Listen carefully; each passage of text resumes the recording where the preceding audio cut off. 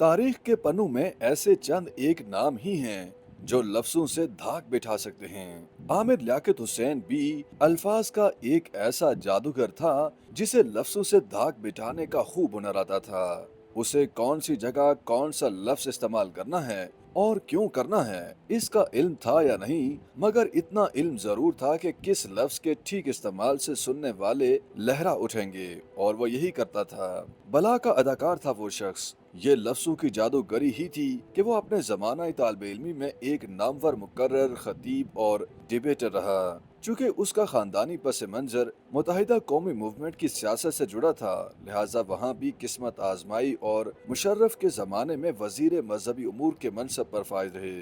फिर MKM की सियासी जमात में उनकी तवील अरसा तक खिदमत हैं। आखिर में उन्होंने तहरीक इंसाफ ज्वाइन की और यूं उनके सियासी करियर का यही इख्तिताम हुआ। पाकिस्तान के बड़े बड़े मंजे हुए सियासतदानों में भी कोई आमिर लियाकत हुसैन जैसा मुकर्रर नहीं था। वो लफ्जों के खेल को खूब जानता था। टॉक शोज हूँ, असम्बली हाल या फिर कोई सियासी तकरीब, आमिर लियाकत की सहर अंगेज गुफ्तगू को लोग दूसरों की निस्बत ज्यादा आसानी से समझ लेते थे। वो जानता था कि लोग कब तालियां बजाते हैं और कब नहीं। आमिर लियाकत हुसैन वो मुकर्रर था जिसे इस बात का इल्म था कि लोग क्या सुनना चाहते हैं, लिहाजा वो हमेशा वही सुनाता था जो लोग सुनना चाहते थे और लोग महव होकर सुनते थे।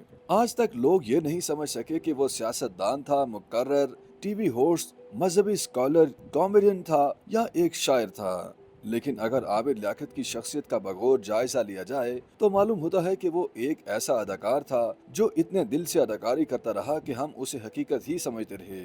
दर हकीकत वो एक पढ़ा लिखा इंसान था। इसका इजहार उसने कई बार अपनी नज़मों में भी किया है। और अगर उस इंसान की जिंदगी पर एक नजर डाली जाए तो जा बजा ये एहसास होता है कि वो हसास था। जिंदगी की तलखियों के साथ साथ उसे समाज में होने वाली नाइंसाफियों ने इस नहज पर पहुंचाया कि उसे डिप्रेशन का मर्ज लाहक हुआ। जो इंसान खुद अमली सियासत में करीब 2 दहाइयों तक हिस्सा लेता रहा, अपनी तलाश में मुख्तलिफ शोबा हाय जिंदगी से जुड़ता और कटता रहा और डिप्रेशन की वजह से एक से ज्यादा बार खुदकुशी की कोशिश की, तो क्या ये महज इसलिए था कि उसकी पसंद की शादी नहीं हुई या उसका किसी ने दिल तोड़ा? आमिर लियाकत हुसैन ने 3 शादियां की और यकीनन कई मोहब्बतें भी की होंगी, ऐसा हरगिज नहीं।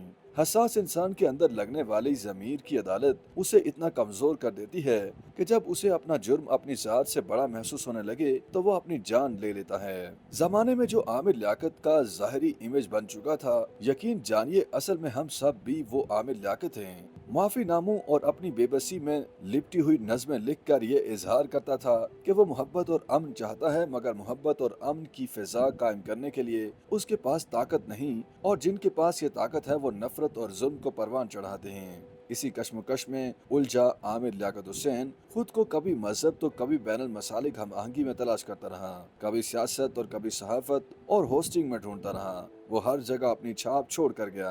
आमिर लियाकत ने ही रमजान ट्रांसमिशंस की बुनियाद डाली। उसकी गुफ्तगू में महज भोंडी हरकतें, मयार से गिरी हुई बातें तलाश करने वाले या उस पे मीम्स बनाने वाले ये तक भूल गए कि वो हर बात का जवाब बहुत मोतबर तरीके से देता था और इंसान होने के नाते गलतियां तस्लीम भी करता था।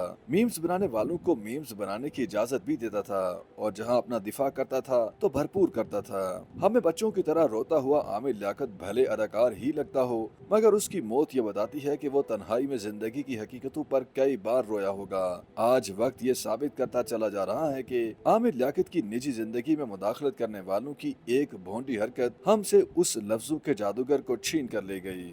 YouTube पर गूगली न्यूज देखने के लिए youtube.com की सर्च बार में गूगली न्यूज टीवी टाइप करें। गूगली न्यूज के पेज पर सुर्ख रंग के सब्सक्रिप्शन वाले बटन पर क्लिक करना ना भूलिए। YouTube पेज पर अपलोड होने वाली वीडियोस से बाखबर रहने के लिए बेल आइकन पर क्लिक कीजिए। आपको हर नई वीडियो के बारे में नोटिफिकेशन मौसूल हो जाएगा।